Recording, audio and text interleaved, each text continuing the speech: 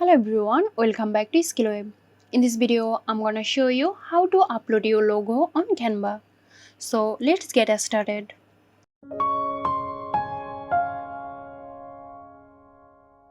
At first, log into your Canva account.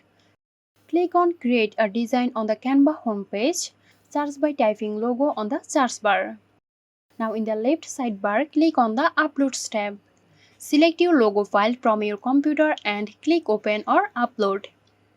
Your logo will appear in the Uploads section. Click on it and it will add onto the canvas to use it in your design. So there you go. Hope this video helped you out. Stay tuned for more helpful tutorials here at SkillWeb.